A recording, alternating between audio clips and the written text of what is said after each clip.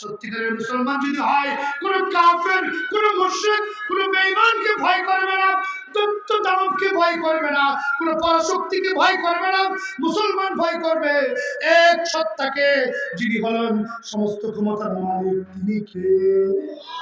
আমি জোরে বলেন, তিনি কে?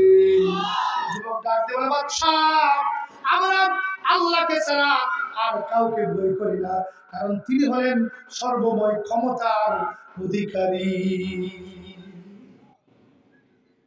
বাদশাহ কয়, তোমার কথা তখনই বিশ্বাস করব যদি আগামী বছরও নির্ধারিত দিনে কুরআন তেলাওয়াতের মাধ্যমে এই দৈত্য দানবকে বাধা দিতে পারো। যদি পারো, সে আবেগে বলে ফেলছে, আমরা সকলেই ইসলাম ধর্ম কবুল করে নেব। জোরে বলেন সুবহানাল্লাহ। পরের বছর নির্ধারিত দিনে এই যুবককে মন্দিরে রাখা হলো। আবার দানব আসার চেষ্টা করলো। যুবক আবার কোরআন কারীম তেলাওয়াত করতে শুরু করলো। কোরআন তেলাওয়াত শুনে দানব আসতে পারলো না, ফিরে যেতে বাধ্য হয়েছিল। এই যখন ছিল অবস্থা, তখন পরের দিন এই অবস্থা দেখে একসঙ্গে ৬৫,০০০ মানুষ ইসলাম ধর্ম গ্রহণ করেছিল। জোরে বলেন সুবহানাল্লাহ। কোরআন কি জিনিস জানেন? আজকে তো আমরা কোরআন চিনি না। কোরআন থেকে দূরে, কোরআনকে ঘরের তাকে রাখি, কোরআনকে গলার মালা বানাইতে পারি না, কোরআন দিয়ে জীবন চালাতে পারি না, কোরআনকে সংসদে ঢুকাতে পারি না, এই জন্য দেশে অশান্তি। কোরআন দিয়ে সংসার চালাতে পারি না, এই জন্য সংসারে অশান্তি। কোরআন দিয়ে সমাজ চালাইতে পারি না, এই জন্য সমাজে দুর্নীতি। কথা কোন ঠিক না বেঠে? কোরআন এমন একটা কিতাব, বুখারী শরীফের হাদিস। কোরআনে এমন একটা সূরা, এমন একটা আয়াত আছে, এই আয়াতটা পড়লে আপনার সম্পদ চুরি হবে না। সুবহানাল্লাহ বলেন। বুখারীর হাদিস। সৎকার মাল, বিশাল বড় গোডাউন, চাল ডাল সবকিছু এই গোডাউনের মধ্যে। দায়িত্ব দিছে আবু হুরায়রাকে, আল্লাহর নবী। আবু হুরায়রা দেখাশোনা করবে। আবু হুরায়রা রাত্রের বেলা ঘুমায় গেছে, হঠাৎ করে শুনতেছে কোন চোর ঢুকছে। আবু হুরায়রার ঘুম ভেঙে গেছে, দেখলো এক যুবক বস্তার মধ্যে চাল ডাল ঢুকাইতেছে।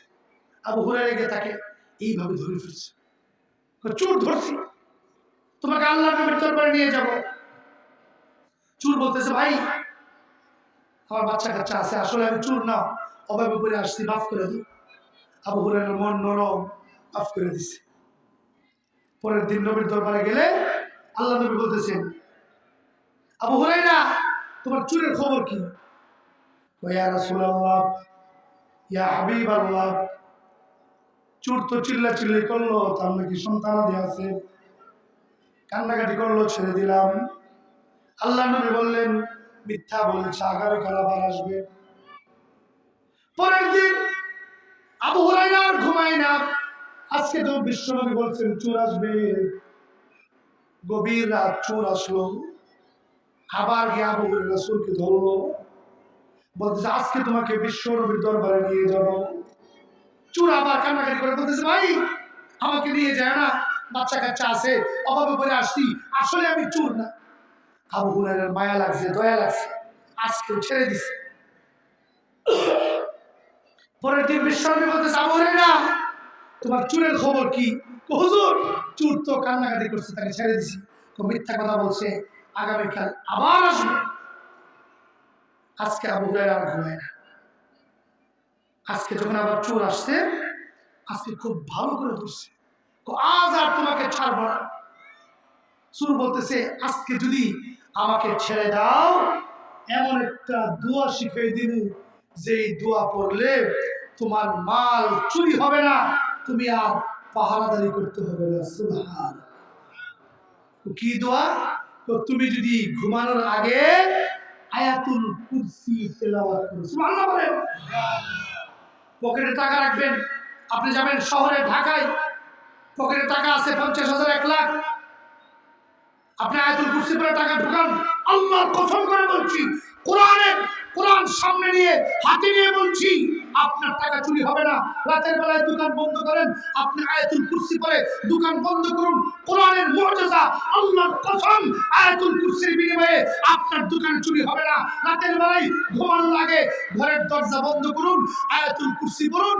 আল্লাহর কসম, চোরের বাপের ক্ষমতা নাই আপনার ঘরে ঢুকে আপনার মাল চুরি করবে। চুরি বলেন সুবহানাল্লাহ। এটা হচ্ছে কোরআনুল কারীমের মুআজিজা। ভাই সব কোরআনকে আমরা চিনি না। কোরআন শুনলে পাপিষ্ট মানুষ পর্যন্ত হেদায়েত পায়। আপনাদের অসুবিধা হইতেছে নাকি? শুধু একটা ঘটনা বলবো, কোরআন শুনলে যে হেদায়েত পায়। মালিক ইবনে দিনারের নাম শুনছেন? মালিক ইবনে দিনার বহুত বড় একজন বুজুর্গ, জগৎ বিখ্যাত ওলি। মালিক ইবনে দিনার রাহমাতুল্লাহি আলাইহি, তিনি মদ পান করতেন, মাতাল থাকতেন, নামাজ পড়তেন না, রোজা রাখতেন না, আল্লাহর নাফরমানিতে লিপ্ত থাকতেন। মালিক ইবনে দিনারের ছোট্ট একটা মেয়ে ছিল, বয়স 5 বছর। তিনি যখন মদ পান করতেন, মদের গ্লাসটা নিয়ে ফেলাই দিত। একবার শবে বরাত, আবার জুমার রাত্রি, মালিক ইবনে দিনার হাতের মধ্যে মদের বোতল নিলেন, গ্লাসের মধ্যে মদ ঢাললেন, মদ পান করবেন। এমন সময় 5 বছরের মেয়েটা মদটা নিয়ে ফেলাই দিল। মেয়েকে কিছুই তিনি বললেন না। পরের বছর আবার যখন শবে বরাত আসলো, মালিক ইবনে দিনার আজকে বেশি করে মদ পান করলেন, মদ পানের মাত্রা বাড়াই দিলেন। কারণ হলো তার মনে পড়ে গেল সেই মেয়েটার কথা, যে মেয়ে গত বছর তার মদের বোতলটা ফেলে দিয়েছিল। আজ সেই মেয়েটা দুনিয়ার জমিনে বেঁচে নাই, কয়েক মাস আগে মারা গেছে। মালিক ইবনে দিনার মদ পান করে ঘুমায় গেলেন। ঘুমের ঘরে বিভোর। হঠাৎ করে মালিক ইবনে দিনার স্বপ্নে দেখতেছে হাসরের মাঠ কায়েম হয়ে গেছে। ভালো করে বুঝবেন, মালিক ইবনে দিনার স্বপ্নে দেখতেছে হাসরের মাঠ কায়েম হয়ে গেছে। মানুষ দলে দলে হাসরের মাঠের দিকে যাচ্ছে, মালিক ইবনে দিনারও যাচ্ছে। হঠাৎ করে লক্ষ্য করে দেখলেন বিশাল বড় একটা সাপ মালিক ইবনে দিনারকে দংশন করার জন্য পিছন দিক থেকে দৌড়ে আসতেছে। মালিক ইবনে দিনার সাপ দেখে ভয় পেয়ে গেলেন, বাঁচার জন্য সামনের দিকে দৌড় দিলেন। হঠাৎ করে দেখলেন একজন বৃদ্ধ ডাক দিয়ে বললেন, বাবা গো, আমাকে বাঁচাও।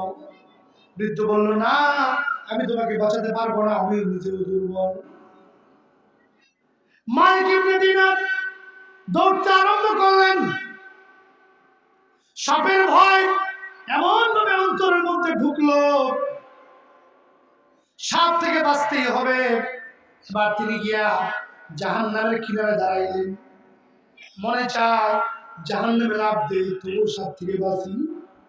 হঠাৎ করে আওয়াজ আসলো, রে মালিক, তোমাকে জাহান্নামে দেওয়ার জন্য আমি বানাই নাই। এই কিনার থেকে তিনি দৌড় দিলেন সামনের দিকে। হঠাৎ করে দেখতে পেলেন একটা পাহাড়, পাহাড়ের উপরে সুন্দর একটা বালাখানা, সুন্দর করে আলো ঝলমল ঝলমল করতেছে।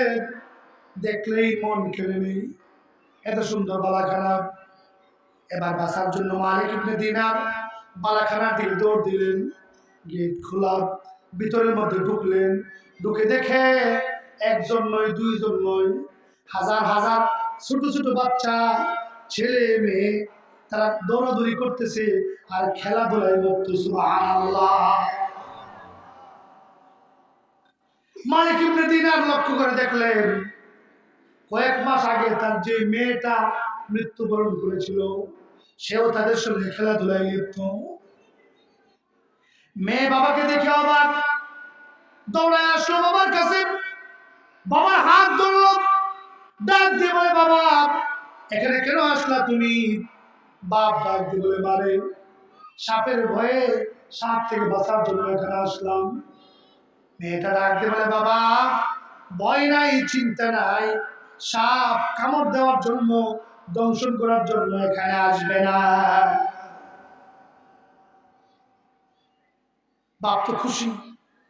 এবার মেয়েটা বাপের হাত ধরে নিয়ে একটা চেয়ারে বসেছে, সুন্দর একটা চেয়ার বসায় বলতেছে, বাবা আমি তোমাকে একটু কোরআন পড়ে শোনাই।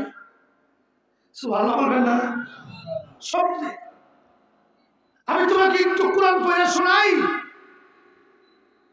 শোনাও। এবার মেয়েটা পড়তে লাগলো, ألم يأن للذين آمنوا أن تخشع قلوبهم لذكر الله وما نزل من الحق। যার অর্থ হলো, আল্লাহ পাক বলছেন এখনো কি সময় আসে নাই নামাজ পড়ার? এখনো কি সময় আসে নাই রোজা রাখার? এখনো কি সময় আসে নাই আল্লাহর ভয় অন্তরে জায়গা দেওয়ার? আর কতকাল নামাজ ছাড়বি? আর কতকাল আল্লাহর নাফরমানি করবি? আর কতকাল মদ পান করবি? আর কতকাল চুরি করবি, জিনা করবি? আর কতকাল দুর্নীতি করবি? আল্লাহর কাছে কি এখনো ফিরে আসার সময় হয় না? মালিক ইবনে দিনার বলেন, ঘুমের ঘরে স্বপ্ন যুগে আমার মেয়ের কণ্ঠে কোরআনুল কারীমের তেলাওয়াত শুনতে শুনতে আমার ঘুমটা ভেঙে গেল। আল্লাহর কসম করে বলি, কোরআনুল কারীমের তেলাওয়াতের আসর আমার দিলের মধ্যে এমন ভাবে ঢুকলো, এমন ভাবে আসর করলো, আমি আমার জীবনের সমস্ত খারাপি কাজ ছেড়ে দিয়ে সমস্ত গুনাহ থেকে তাওবা করে আল্লাহর এক প্রিয় বান্দায় পরিণত হয়ে গেলাম। কোরআন, এই কোরআনের তেলাওয়াত আজ বন্ধ হয়ে যাচ্ছে। আপনাদের এলাকায় মাদ্রাসা আছে, কওমি মাদ্রাসা, একটা ছোট্ট বাচ্চা কি সুন্দর করে কোরআন তেলাওয়াত করছে। আল্লাহর কসম করে বলি ভাই, কোরআন তেলাওয়াত যদি না জানেন কবরে শাস্তি ভোগ করতে হবে। কারণ নামাজ ফরজ, নামাজের মধ্যে কোরআন পড়া ফরজ। যার কোরআন তেলাওয়াত শুদ্ধ নয় তার নামাজ শুদ্ধ নয়। যার নামাজ শুদ্ধ না, কবরে গিয়ে তাকে অবশ্যই শাস্তির মুখোমুখি হতে হবে, হাসরের মুখোমুখি হতে হবে, পরিশেষে তাকে জাহান্নামের ইন্ধনে পরিণত হতে হবে। কথা কোন ঠিক না বেটে? এজন্য কোরআনের শিক্ষা ঘরে ঘরে চালু করুন, কোরআন শিখান সন্তানদেরকে। যদি কোরআন না শিখান, এই সন্তান নাস্তিক্য মতবাদ নিয়ে বড় হবে। যদি কোরআন না শিখান, এই সন্তান আপনাকে ধরে বৃদ্ধাশ্রমে পাঠাবে। কথা কোন ঠিক না বেটে? মুসলমান, বৃদ্ধাশ্রমগুলিতে একটু খবর নিয়ে দেখেন, সেখানে উচ্চ শিক্ষিত ছেলে মেয়েদের মা বাপ সেখানে থাকে। আল্লাহ কসম করে বলি, বৃদ্ধাশ্রমে গিয়ে একজন হাফেজুল কোরআনের মাকে পাবেন না, বাপকে পাবেন না। একজন হক্কানি আলেমের মা বাপকে আপনি বৃদ্ধাশ্রমে পাবেন না। কথা কোন ঠিক না বেঠে? কোরআন এমন একটা কিতাব, যদি না শিখান, যদি না শিখান, জাতি গুমরাহ হয়ে যাবে। এই জাতি ইসলামের বিরুদ্ধে চলে যাবে। ভাই সব একটা ছোট্ট কথা বলেই আমি আমার আলোচনা নিতে টানছি। পাকিস্তানে একবার পার্লামেন্টে ইসলাম বিরোধী একটা আইন পাস হয়েছে। তখন পাকিস্তান পার্লামেন্টের সদস্য যারা ছিল সবাই মুসলমান। এরা তিন দলে বিভক্ত। এক দল ইসলাম বিরোধী আইনকে সাদরে গ্রহণ করেছে, এদের সংখ্যা বেশি। আরেক দল ইসলাম বিরোধী আইন মানেও নাই, প্রতিবাদও করে নাই। মুষ্টিময় কয়েকজন এমপি মন্ত্রী এরা ইসলাম বিরোধী আইনের প্রতিবাদ করেছিল। যখন এই অবস্থা, তখন বাংলাদেশের প্রখ্যাত আলেম আল্লামা শামসুল হক ফরিদপুরি রাহমাতুল্লাহি আলাইহি তিনি চিন্তা করতে লাগলেন, এমন কি প্রত্যেকেই তো মুসলমান, এরপর প্রতিবাদ করলো মাত্র কয়েকজন, বাকিরা প্রতিবাদ করলো না। এর কারণটা কি? তিনি খুঁজে খুঁজে কারণ বের করলেন। তিনি জানতে পারলেন যারা ইসলাম বিরোধী আইনকে মনে প্রাণে মেনে নিয়েছিল তারা যদিও মুসলমান, বাপ যারা মুসলমান, মুসলমানের বাচ্চা মুসলমান, কিন্তু ছোটবেলায় নুরানি মাদ্রাসায় গিয়ে মক্তবে গিয়ে কুরআনুল কারীমের শিক্ষা গ্রহণ করে নাই। আর যারা নীরবতা পালন করেছে তাদের অবস্থা এমনই, তারাও কুরআনুল কারীমের শিক্ষা গ্রহণ করে নাই।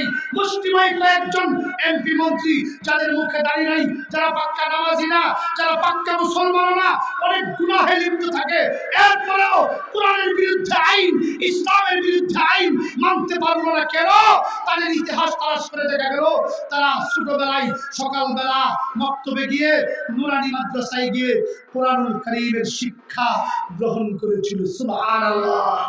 এজন্য ও মুসলমান, ও মুসলমান জাতি, বাচ্চাদেরকে নুরানি মাদ্রাসায় পাঠান, নুরানি মক্তবে পাঠান, কোরআনুল কারীমের শিক্ষা দেন, নইলে এই সমস্ত বাচ্চারা নাস্তিক হবে, মুরতাদ হবে।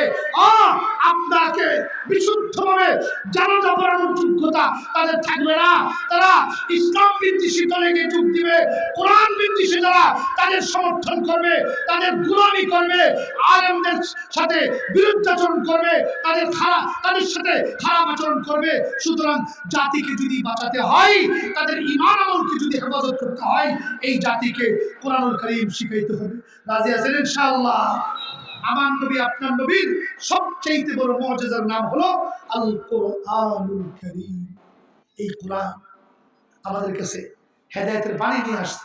আমরা যেন আমাদের জীবনের প্রত্যেকটা ক্ষেত্রে কোরআনকে মানতে পারি, কোরআনকে গ্রহণ করতে পারি, কোরআন অনুযায়ী আমাদের জীবন পরিচালনা করতে পারি। আল্লাহ পাক তৌফিক দিন, বলি আমিন। কি করব? আচ্ছা আচ্ছা, টাকা তো অনেক দেখা যায়। 500 টাকা কে দিল? টাকা তো 2000। বিজেপি সদস্য এক বোন 1000 টাকা। আচ্ছা আচ্ছা। মুসাম্মদ রেহানা বেগম তার স্বামীর জন্য 500 টাকা। মুফতি ফারুক প্রফেসর, প্রফেসরের জন্য 500 টাকা।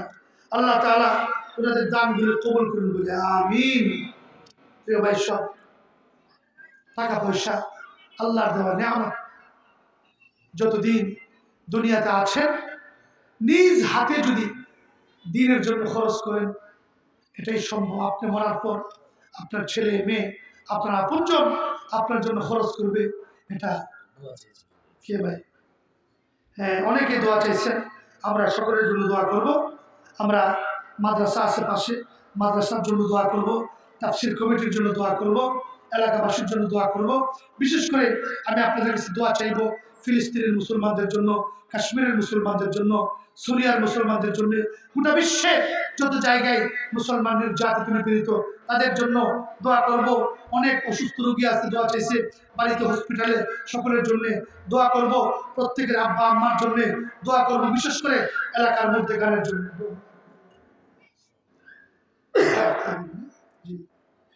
কথা বলবেন?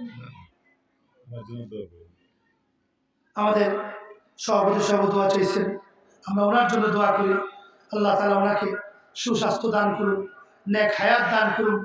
পরিবারের সদস্য যারা আছেন বেঁচে, তাদের হায়াতের মধ্যে বরকত দিন বলে আমিন। যে আমার বাম পাশে যিনি আছেন মুরব্বী, ওনার জন্য দোয়া করবেন। উনি দোয়া চাইছেন, অনেকেই দোয়া চাইছেন, প্রত্যেকের জন্য আমরা দোয়া করি। আমি একটু কষ্ট দেবো আপনাদেরকে, দোয়ার আগে একটু নামাজের শুরুতে বসা যাবে না বাবারা, অনেক মুরব্বী বাবারা আছে, সকলে ইস্তেগফার করি।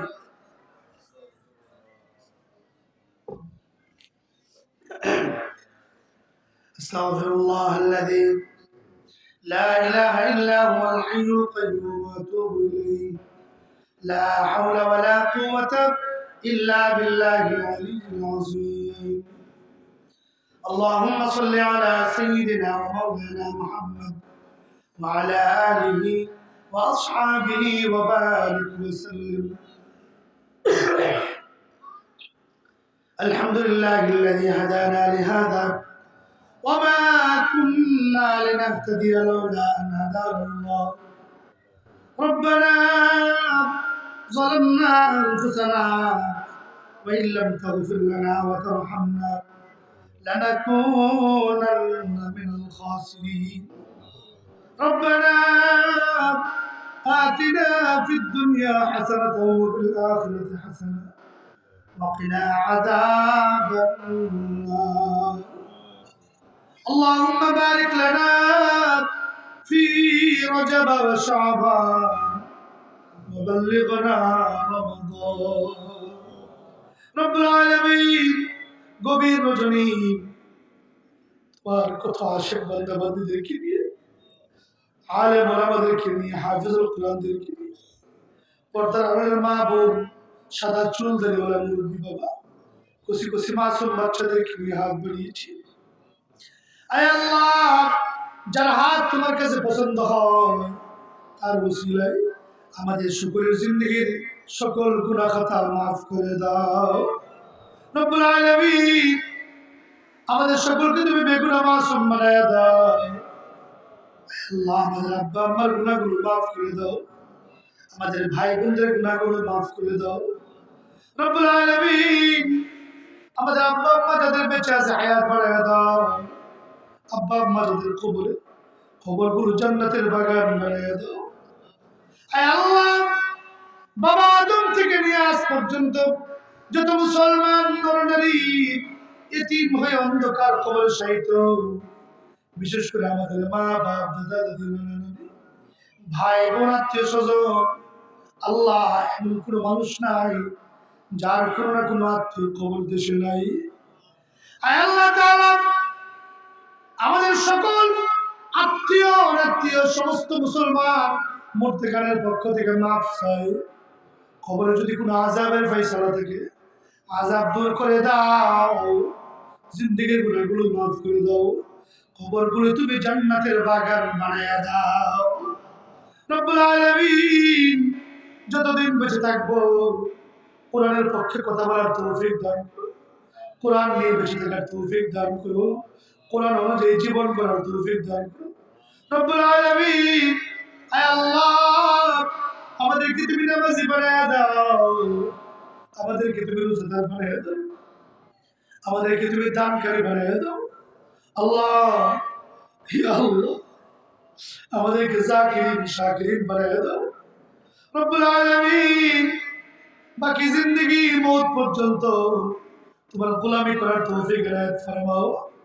আয় আল্লাহ কত রোগী বাড়িতে হসপিটালে প্রত্যেকটা রোগীকে তোমার দারুল শিফা থেকে শিফা দিয়ে দাও রব্বুল আলামিন তুমি একটু তাকায় দেখো আমরা কতগুলো মানুষ তোমার দরবারে ভিক্ষুকের মতো হাত মিশিয়ে দিলাম আয় আল্লাহ পর্দার অন্তরে মা বোনেরা হাত বাড়িয়েছে আমাদের সকলের হাতগুলো তুমি কবুল করে নাও রব্বুল আলামিন যারা অভাবে অভাব দূর করে দাও যারা ঋণ পরিশোধের ব্যবস্থা করে দাও রব্বুল আলামিন যারা দুঃখী দুঃখ কষ্ট দূর করে দাও রব্বুল আলামিন যাদের ঘরে উপযুক্ত মেয়ে আছে বিয়ে দিতে পারতেছে না বিয়ের ব্যবস্থা করে দাও রব্বুল আলামিন যারা টেনশনে আছে টেনশন দূর করে দাও রব্বুল আলামিন যাদের পরিবারে অশান্তির আগুন দাও দাও করে জ্বলতেছে অশান্তি দূর করে পরিবারের মধ্যে শান্তি রহমত বরকত নাযিল ফরমাও আয় আল্লাহ কাশ্মীরের মুসলমানদেরকে গায়েবী সাহায্য করো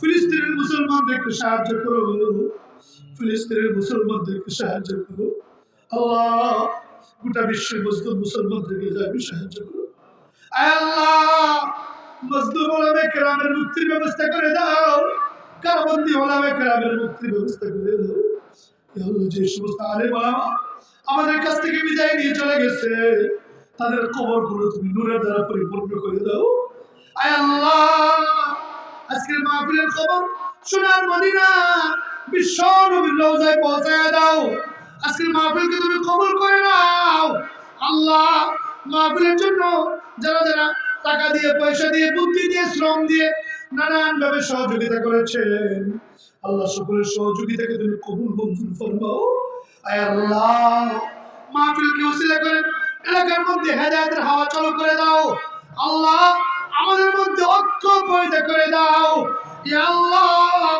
ইসলাম বিদ্বেষীদের কালো হাত ভেঙে দাও। ইয়া আল্লাহ কুফরি শক্তির কালো হাত তুমি ভেঙে দাও। ইয়া আল্লাহ, ইয়া আল্লাহ তাদের ষড়যন্ত্রের জালকে তুমি ছিন্ন ভিন্ন করে দাও। ইয়া আল্লাহ এই এলাকার মাদ্রাসাগুলি কবুল করে নাও। এই এলাকার যতগুলো আলিয়া মাদ্রাসা, যতগুলো কওমি মাদ্রাসা আছে সবগুলোকে তুমি কবুল মঞ্জুর করে নাও। ইয়া আল্লাহ যতগুলো দ্বীনি প্রতিষ্ঠান আছে সবগুলিকে কবুল করে নাও। অত্র এলাকার উলামায়ে কেরাম হাফিজুল কুরআনদেরকে কবুল করো। ইয়া আল্লাহ আমার ডাইনে বামে মুরব্বিয়ানে এজামগণ দোয়া চেয়েছে, ইয়া আল্লাহ তাদের দোয়াকে তুমি কবুল করো, হায়াতের মধ্যে বরকত দান করো, সুস্বাস্থ্য নসিব করো। ইয়া আল্লাহ তাদের ছেলেমেয়ের হায়াতের মধ্যে বরকত দান করো। আল্লাহ আমাদের হায়াত, আমাদের সন্তানদের হায়াত দ্বীনের জন্য, ইসলামের জন্য তুমি কবুল করে নাও রব্বুল আলামিন। আল্লাহ আমাদের জীবনের কোরআনকে আমাদের জীবনের গলার মালা বানানোর তৌফিক দান করো, আমাদের জীবনের সংবিধান হিসেবে কবুল করার তৌফিক দান করো। ইয়া আল্লাহ, ইয়া আল্লাহ, ইয়া আরহামার রাহিমিন, ইয়া আকরামাল আকরামিন। ইয়া আল্লাহ কত কথা আছে আমাদের মনে, ইয়া আল্লাহ যত কথা বলেছি, আমাদের বলা কথা, আমাদের না বলা কথা, যা কিছু মনে আছে সবগুলো তুমি কবুল আর মঞ্জুর ফরমাও। ইয়া আল্লাহ যাদের ঘরে উপযুক্ত মেয়ে আছে, বিয়ে দিতে পারতেছে না, বিয়ের ব্যবস্থা করে দাও। ইয়া আল্লাহ যাদের চাকরি নাই, কর্মখালী ভাইদের কর্মের ব্যবস্থা করে দাও। ইয়া আল্লাহ ব্যবসায়ী ভাইদের ব্যবসার মধ্যে বরকত দান করো, চাকরিজীবী ভাইদের চাকরির মধ্যে উন্নতি দান করো, কৃষক ভাইদের কৃষিকাজের মধ্যে বরকত দান করো মাওলা। সাল্লাল্লাহু তাআলা আলা খায়রি খালকিহি মুহাম্মদ ওয়া আলা আলিহি ওয়া আসহাবিহি আজমাইন। সুবহান রাব্বিকা রাব্বিল ইজ্জাতি আম্মা ইয়াসিফুন ওয়া সালামুন আলাল মুরসালিন والحمد لله رب العالمين. اللهم اجعل آخر كلمتنا عند الموت لا إله إلا الله محمد رسول